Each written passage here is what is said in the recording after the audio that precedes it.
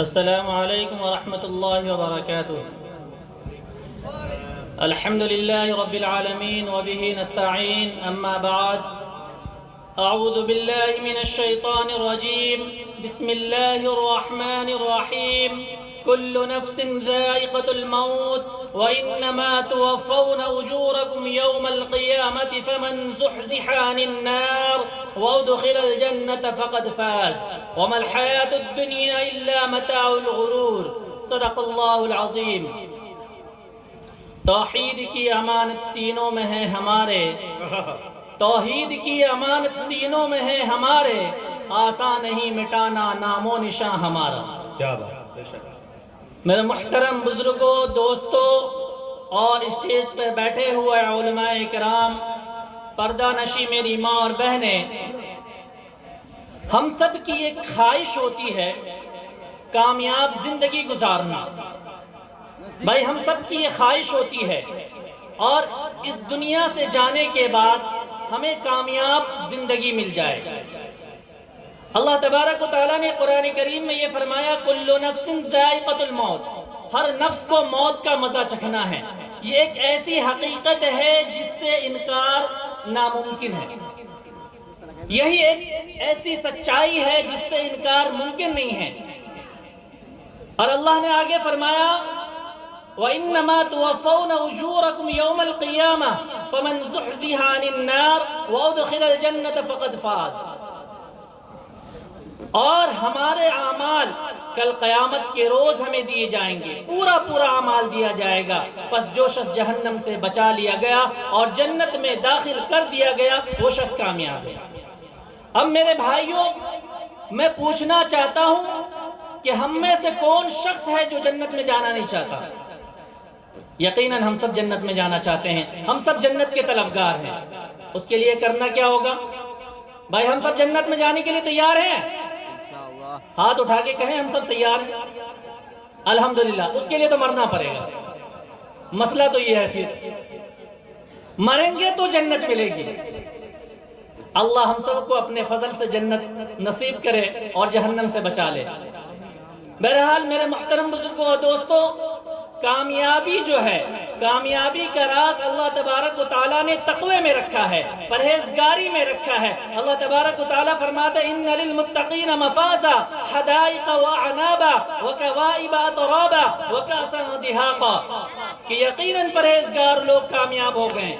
ان کے لیے باغات ہیں، انگور ہیں، نوخیز عمر کی لڑکیاں ہیں اور چھلکتے ہوئے جام ہیں۔ جنت میں لہو و لعب کی کوئی باتیں نہیں ہیں۔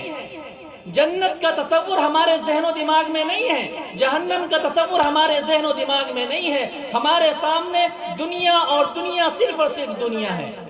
یقیناً ضرورت کے بقدر دنیا کمانا، دنیا کا استعمال کرنا، اس دنیا کو اللہ تبارک و تعالیٰ نے ہمارے لیے سجایا ہے۔ حضرت انسان کے لیے اللہ تبارک و تعالیٰ نے اس کائنات کو بنایا ہے، سجایا ہے، سنوارا ہے۔ یقیناً ہم ہی اس سے فائدے اٹھائیں گے، لیکن فائدے اٹھانے کے دو طریقے ہیں، ایک طریقہ حلال ہے اور ایک طریقہ حرام ہے۔ اب ہمارے مقدر میں جو روزی ہے، جو رزق ہے، وہ یقیناً ہمیں ملے گا۔ اس پر تمام مومنوں کا ایمان ہونا چاہیے۔ اس سے پہلے ہماری موت نہیں آ سکتی، یہ بالکل مسلم بات ہے، بالکل حقیقت ہے۔ لیکن جو روزی ہمارے مقدر میں ہے، اب مسئلہ یہ ہے کہ ہم اس روزی کو ہم جائز طریقے سے حاصل کرتے ہیں یا ناجائز طریقے سے حاصل کرتے ہیں، یہ ہمارا مسئلہ ہے۔ بہرحال کوشش کرے ہر آدمی کہ ہمارے پاس جو روزی آئے وہ حلال طریقے سے آئے۔ آج امت مسلمہ پریشان حال ہے۔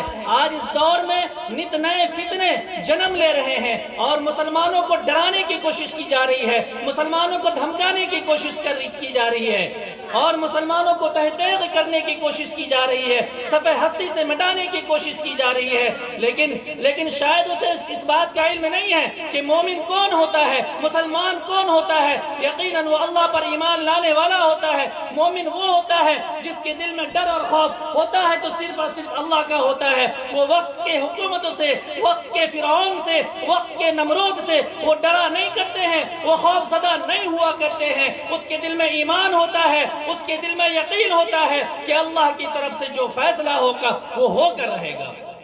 یقیناً ہمارے لیے یہ جو دور ہے، یہ حالات ہے، تھوڑا سا ڈراؤنا ضرور ہے، لیکن یہ بھی حالات ہماری بدعمالیوں کی وجہ سے ہے۔ آپ اگر غور کریں گے، حکومت ہمارے پیچھے پڑی ہوئی ہے، حکومت مسلمانوں کے پیچھے پڑی ہوئی ہے، مسلمانوں کے جائیداد کے پیچھے پڑی ہوئی ہے، مسلمانوں کے ایمان کے پیچھے پڑی ہوئی ہے۔ ہم نے حقیقت یہ ہے کہ جن چیزوں پر حکومت ہمارے پیچھے پڑی ہوئی ہے، اگر ہم غور و فکر کریں تو ہمیں کہیں نہ کہیں اپنی غلطی نظر آئے گی۔ وقت کم ہے، اس لیے بہت لمبی گفتگو نہیں کر سکتا۔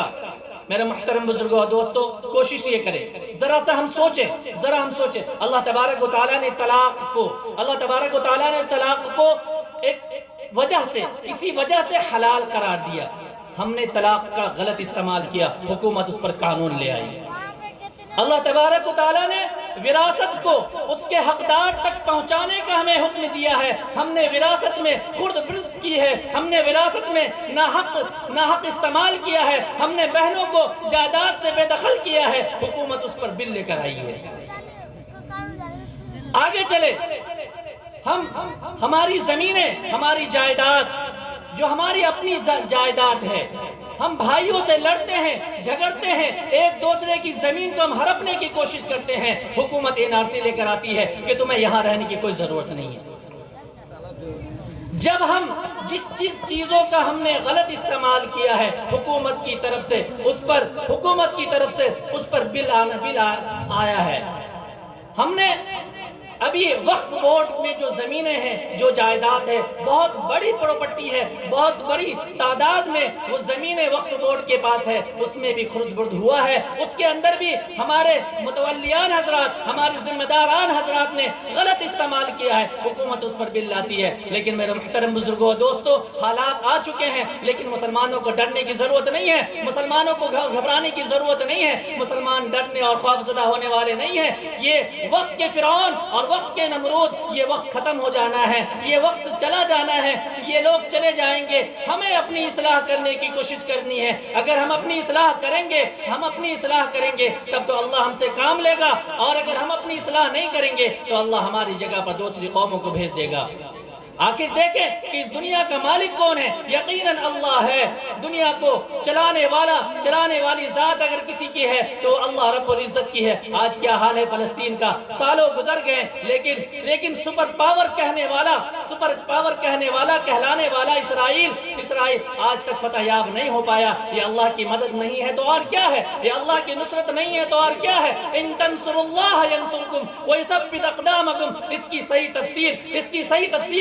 صحیح تفسیر جو ہے وہ حماس نے اور حزب اللہ نے کر کے دکھایا ہے۔ آج بھی وہی اللہ ہے جو میدان بدر کے وقت میں تھا، آج بھی وہی اللہ ہے جو ابابیل کے لشکر کے وقت تھا۔ بہرحال کمی ہمارے اندر ہے، ہم کوشش کریں اپنی کمیوں کو دور کرنے کی، فکر کرنے کی، جو باتیں کہی جا چکی ہے اس پر عمل کرنے کی کوشش کریں، چونکہ عمل سے زندگی بنتی ہے، جنت بھی جہنم بھی۔ یہ خاکی اپنی فطرت میں نہ نوری ہے نہ ناری ہے۔ میرے محترم بزرگوں اور دوستو، اپنی اصلاح کی فکر کریں، کوشش کریں، اپنے آپ کو سمجھنے کی کوشش کریں۔ اللہ نے ہمیں مسلمان بنایا ہے، ایمان کی دولت سے نوازا ہے، اپنے ایمان کو سنبھالنے کی کوشش کریں، اپنے ایمان پر محنت کریں۔ ایک بات اور کہتا ہوں جو مفتی ابو ذر صاحب نے کہا تھا کہ مستورات کے متعلق مستورات کا بھی پروگرام ہونا چاہیے، مردوں کا الگ ہونا چاہیے، خواتین کا الگ ہونا چاہیے۔ میں ایک مثال دیتا ہوں، میں بانکا کے رہنے والا ہوں، الحمدللہ تقریباً 2 سال سے ہمارے بانکا بستی میں